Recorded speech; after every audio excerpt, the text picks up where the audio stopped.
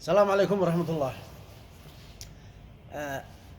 أعود مجددا في قضية المغدور به سليم محمد دويس، وأوجه رسالة جديدة إلى قبائل شبوه وبالأخص قبيلة العوالق أن هذا العايب لا يمثل إلا نفسه، والقاطع الطريق مش من حد، ولا أحد عايز يستوعي له، ولا أحد عيقويه، ولا أحد عايز يتستر عليه، ولا أحد عيقبله، ولا أحد عيحميه نهائيا. هذا سلف القبائل من شرق اليمن لا غربه، قبائل اليمن بشكل عام، حاشدي وبكيلي ومدحجي وأي قبيلة، في سلف الناس كلهم إن العايب وقاطع الطريق مش من حد.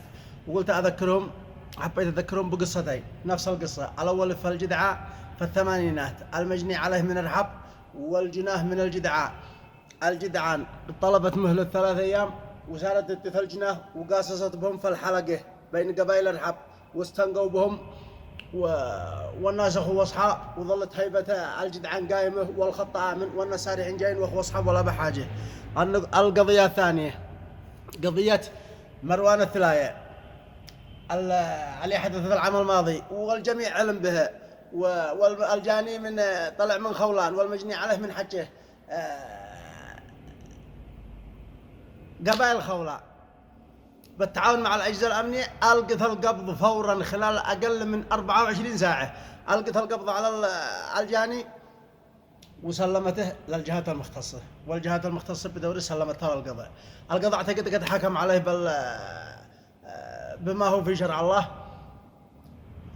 النقطة الثالثة وكذلك قبائل خولان أصدرت بيان تدين الحادثة وأنه لا يمثلهم وأنه مقاطع له وأنه منفين له وأنه هذا بعد ما لقوا القبض عليه.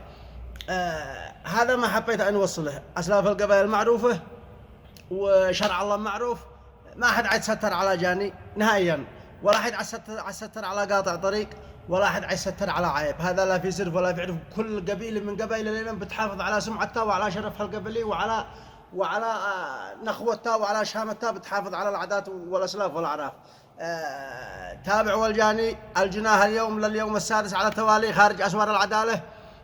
تابعوهم، اتعاونوا مع الأجهزة المختصة، القوا القبض عليهم، طارطوهم. هذا القضية قضيتكم أنتوا قبل أن تكون قضيتنا.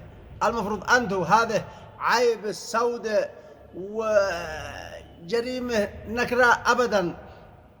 هذا ما حبيت أن أوصله، والسلام عليكم ورحمة الله.